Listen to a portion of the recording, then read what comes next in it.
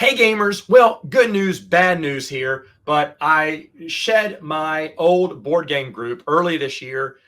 It was expected, but it was expected in 2025.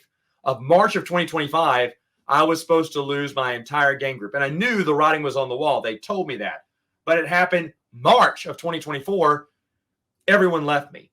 And so I was scrambling around trying to get a new game group together. I did get one together, and I've been playing with them for a couple months now, and I've noticed some changes. Some of the things I hate with my old game group, I don't have anymore.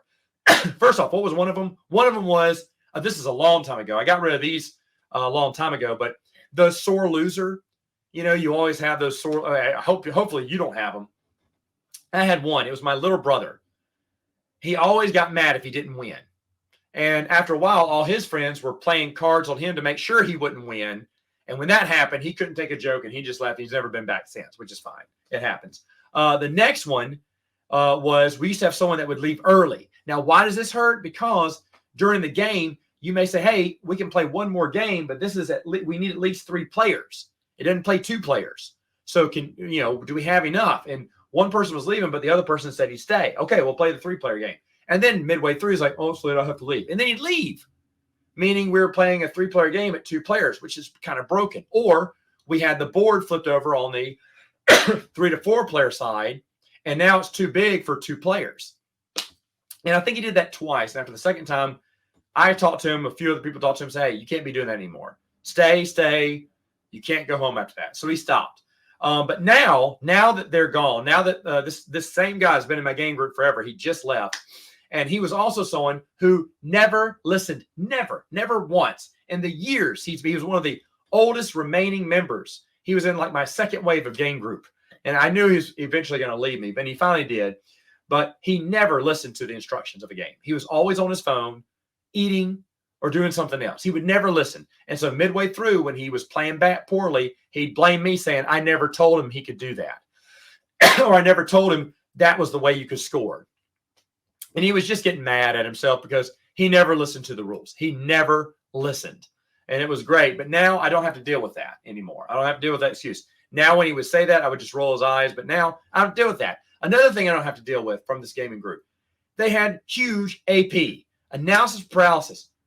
Good gravy. I got rid of 30 to 40 games from my collection because of them over the past few years. And it's the simplest ones. It's not the heavy Euro ones. It's the ones that's like 3 easy steps. There's one game we had where you could move your character, add a new character to the board, or take advantage of one of the spots your character's in. Those are the only 3 choices. Game should have taken 60 minutes for 3 to 4 players. It took 3 hours because people would sit there going, I don't know. And guess what? I don't have that anymore. AP was killing me. It was killing me. That would take forever. Games would drag on. It got to be where we used to play 6 games a night. Then it went to 4, then 3. 3 was a good night, 2 sometimes.